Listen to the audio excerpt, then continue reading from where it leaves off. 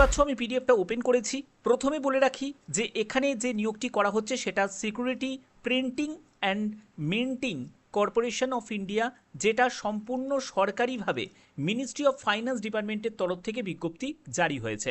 যেসব পোস্টে নিয়োগ করা হচ্ছে এখানে সুপারভাইজার পোস্ট রয়েছে, এছাড়া তোমাদের জুনিয়র অ্যাসিস্ট্যান্ট পোস্ট রয়েছে। এখানে অল ইন্ডিয়া ক্যান্ডিডেট আবেদন করতে পারে, অর্থাৎ যে কোনো রাজ্য থেকে তুমি আবেদন করতে পারো। তুমি যদি ওয়েস্ট বেঙ্গলের ক্যান্ডিডেট হয়ে থাকো, তুমি যদি আসামের ক্যান্ডিডেট হয়ে থাকো, তুমি যদি ত্রিপুরার ক্যান্ডিডেট হয়ে থাকো, এছাড়া তুমি যে কোনো রাজ্য থেকে তুমি অ্যাপ্লাই করতে পারবে এবং এক্সাম সেন্টার তোমাদের সম্পূর্ণ স্টেট ওয়াইজ এক্সাম সেন্টার রয়েছে। তো চলো পরবর্তী জায়গায় চলে যাচ্ছি, সেটা হলো তোমাদের আবেদন কবে থেকে শুরু হয়েছে। দেখো তোমাদের 20 এপ্রিল থেকে আবেদন শুরু হয়েছে, 19শে মে পর্যন্ত আবেদন করতে পারবে। সম্পূর্ণ অনলাইনে তোমাদের আবেদন করতে হবে। আবেদন করার যে লিঙ্ক সেটা কিন্তু অ্যাক্টিভ রয়েছে এবং যারা যারা আবেদন করতে ইন্টারেস্টেড আছো তারা আবেদন করতে পারবে। এবং অনলাইন যে এক্সামিনেশন তোমাদের বললাম যে একটি এক্সাম তোমাদের হবে, সেটা হচ্ছে অনলাইন এক্সামিনেশন, যেটা জুন জুলাই অর্থাৎ জুন মাস না হলে জুলাই মাসে তোমাদের কন্ডাক্ট হবে। ঠিক আছে, দেখো জুনিয়র অফিস অ্যাসিস্ট্যান্ট এই পোস্টের জন্য তোমাদের গ্র্যাজুয়েশন যোগ্যতা, যে কোনো শাখায় গ্র্যাজুয়েশন হতে হবে এবং তোমাদের যদি কম্পিউটার নলেজ থাকে আবেদন করা যাবে। এবং তোমাদের যে টাইপিং স্পিড, যদি ইংলিশে টাইপ করো 40 WPM আর যদি হিন্দিতে টাইপ করো 30 WPM। 18 থেকে 28 বছরের মধ্যে বয়স হতে হবে। এবং এখানে বলে রাখি যারা SC/ST ক্যান্ডিডেট তাদের কিন্তু রিল্যাক্সেশন রয়েছে। এছাড়া দেখো তোমাদের সুপারভাইজার লেভেলের পোস্ট রয়েছে, তোমরা দেখতেই পাচ্ছ সুপারভাইজার লেভেলের পোস্ট রয়েছে। এখানে সবই কিন্তু পার্মানেন্ট পোস্টে নিয়োগ করা হচ্ছে। দেখো এখানে আরও কিন্তু বিভিন্ন পোস্ট রয়েছে, দেখতেই পাচ্ছ যে জুনিয়র টেকনিশিয়ান থেকে শুরু করে আরও বিভিন্ন পোস্ট রয়েছে। তো তোমাদের এজ রিল্যাক্সেশনের ব্যাপারটা বলে রাখি যে যারা তোমরা SC/ST ক্যান্ডিডেট তারা বয়সে 5 বছর ছাড় পাবে, ওবিসি যারা ক্যান্ডিডেট তারা বয়সে 3 বছর ছাড় পাবে।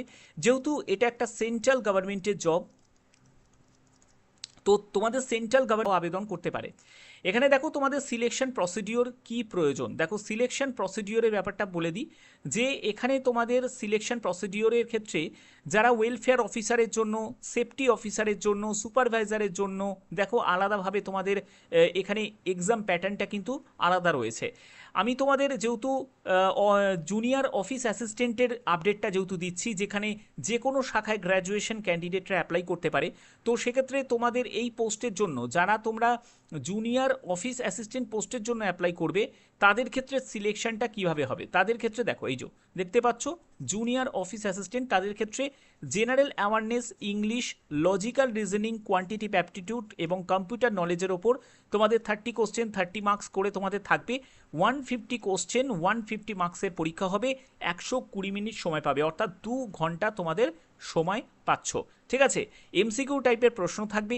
এরপরে তোমাদের টাইপিং স্পিড টেস্টে চলে যাবে। ঠিক আছে, টাইপিং স্পিড টেস্ট যেটা হবে কম্পিউটার টাইপিং স্পিড টেস্ট, সেখানে তোমাদের 10 মিনিটে তোমাদের টাইপ করতে হবে।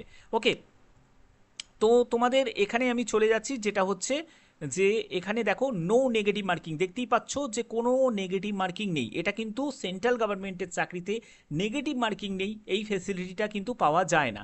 তো এখানে কিন্তু সেটা রয়েছে। ঠিক আছে, দেখো এই সব আপডেটগুলো অনেকেই কিন্তু জানে না, এর জন্যই তোমাদের বলবো যে চ্যানেলটিকে সাবস্ক্রাইব করে রাখো যাতে তোমাদের কাছে এই সব আপডেটগুলো পৌঁছে দিতে পারি। ঠিক আছে, কারণ শুধু যদি তুমি নিজের রাজ্যের ওপর যদি ভরসা করে থাকো তাহলে কিন্তু তোমাকে ভরসাই করে থাকতে হবে, কিছুই হবে না।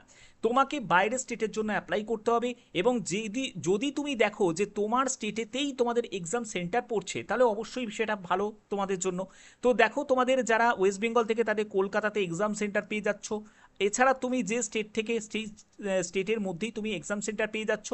এছাড়া যারা তোমরা আসাম বা ত্রিপুরা থেকে এই ভিডিওটা দেখছো তোমরাও অ্যাপ্লাই করতে পারো। তোমরা চাইলে কিন্তু কলকাতাকেও চুজ করতে পারো, এছাড়া এর মধ্যে যে কোনো একটি তোমরা সেন্টার চুজ করতে পারো। ঠিক আছে, আচ্ছা, এর পরবর্তী হচ্ছে যে আবেদন কিভাবে করবে। আবেদন করার জন্য তোমাদের অফিসিয়াল ওয়েবসাইট হচ্ছে এটা হলো অফিসিয়াল ওয়েবসাইট। এই অফিসিয়াল ওয়েবসাইটে তোমাদের ভিজিট করতে হবে এবং সেখান থেকেই তোমাদের আবেদন করতে হবে। কি কি ডকুমেন্টস তোমাদের নিড রয়েছে দেখো, তোমাদের সেলফ ফটোগ্রাফ যেটা লাগবে, অরিজিনাল ফটো, সেটা 20 KB থেকে 50 KBর মধ্যে স্ক্যান করে আপলোড করতে হবে জেপিইজি ফরম্যাটে। তারপরে হচ্ছে সিগনেচার তোমাদের লাগবে 10 KB থেকে 20 KB। কাস্ট সার্টিফিকেট লাগবে, সেটা 100 KB থেকে 300 KB। ডেট অফ বার্থে প্রুফ লাগবে, বা তোমাদের এখানে দেখো বার্থ সার্টিফিকেট বা 10th সার্টিফিকেট, সেটাও পিডিএফ ফরম্যাটে 100 থেকে 300 কেবি। তারপরে 10th সার্টিফিকেট মার্কশিট, সেটাও হচ্ছে 100 কেবি থেকে 300 কেবি। এসেন্সিয়াল যে পাস সার্টিফিকেট, মানে যে পোস্টের জন্য আবেদন করছো সেই পোস্টের যোগ্যতার নিরিখে যে সার্টিফিকেট, সেটাও তোমাদের লাগবে। মার্কশিটও তোমাদের লাগবে 100 কেবি থেকে 300 কেবি। এছাড়া যারা পিডাব্লিউবিডি থেকে, এক্স সার্ভিসম্যান থেকে, তাদের কিন্তু আলাদাভাবে তোমাদের দেওয়া রয়েছে। লেফট থাম ইমপ্রেশন, সেটাও তোমাদের লাগবে 20 কেবি থেকে 50 কেবি। এবং হ্যান্ড রিটিং ডিক্লারেশন, সেটাও 50 কেবি থেকে 100 কেবি। ঠিক আছে, এগুলোর কিন্তু সব এখানে তোমাদের দেয়া রয়েছে। এবার হ্যান্ড রিটিং ডিক্লারেশন কোনটা? এটা হলো তোমাদের হ্যান্ড রিটিং ডিক্লারেশন। এটা সাদা কাগজের ওপর লিখবে, আই বলে লিখে তোমার নামটা এখানে ক্যাপিটালে লিখবে। তারপরে হচ্ছে যে এই রিকোয়ার্ড পর্যন্ত তোমাকে সাদা কাগজে লিখতে হবে, লিখে সেটাকে স্ক্যান করে তোমাদের আপলোড করতে হবে। মাথায় রাখবে, হোয়াইট পেপার ব্ল্যাক ইঙ্কেই কিন্তু তোমাকে এইটা লিখতে হবে। এটাই হলো হ্যান্ড রিটিং ডিক্লারেশন। ওকে, লেফট থাম ইমপ্রেশন যেটা দেবে সেটা ব্ল্যাক বা ব্লু ইঙ্কে হলেও হয়ে যাবে। সিগনেচার যেটা করবে সেটা ব্ল্যাক ইঙ্কেই তোমাদের করতে হবে। ঠিক আছে, আশা করি বোঝাতে পারলাম। ঠিক আছে, এবার দেখে নিই যে এখানে আবেদন করতে গেলে কি আবেদন মূল্য লাগছে। তার আগে দেখে নাও যে তোমরা কিভাবে আবেদন করবে। আবেদন করার জন্য একটি valid email ID, mobile number প্রয়োজন আছে, এবং সেটা যেন সঠিক মানে অ্যাক্টিভ যেন থাকে। তোমাদের সেটা দিয়ে তোমাদের রেজিস্ট্রেশন করতে হবে, personal details, qualification details, upload documents এবং আবেদন মূল্য জমা করতে হবে। আবেদন মূল্য কত টাকা লাগবে সেই ব্যাপারটাও ক্লিয়ার করা রয়েছে। UR, EWS, OBC, ex serviceman যারা আছো তাদের 1000 টাকা, এবং হচ্ছে এসসি, এসটি, পিডাব্লিউবিডি ক্যাটাগরি থেকে তাদের 200 টাকা হচ্ছে আবেদন মূল্য লাগবে। ঠিক আছে, এবং এখানে আর ইম্পর্টেন্ট কি বলা রয়েছে সেটা একবার দেখে নিই। ঠিক আছে, তো দেখো এখানে যা যা ছিল ইম্পর্টেন্ট আমি সব কিছুই তোমাদের কাছে কিন্তু সুন্দরভাবে ব্যাপারটা ডেসক্রাইব করে দিয়েছি। তো এখানে আর একটা ব্যাপার রয়েছে, সেটা হলো তোমাদের যে টাইপিং স্পিড টেস্ট যেটা হবে সেটার ব্যাপারে ক্লিয়ার করা রয়েছে। দেখো দেখতেই পাচ্ছ যে তোমাদের 40 WPM এটা হলো তোমাদের টাইপিং স্পিড টেস্ট যদি তুমি ইংলিশে টাইপ করো, আর যদি তুমি হিন্দিতে টাইপ করো তাহলে 35 WPM। ঠিক আছে, এবং তোমাদের এখানে মিস্টেক কতগুলো অ্যালাউ করবে, দেখো 5টা মতো মিস্টেক তোমাদের অ্যালাউ করবে। 5 WPM তোমাদের কনসিডার করবে, 5 WPM তোমাদের কনসিডার করবে। নেট স্পিড যেটা থাকতে হবে 35 WPM। তো এগুলো ব্যাপারে কিন্তু এখানে দেখো 5% এরর ইউআর ক্যাটাগরি থেকে, আর 7% এরর কনসিডার করবে আদার্স ক্যাটাগরি যারা আছো তাদের ক্ষেত্রে।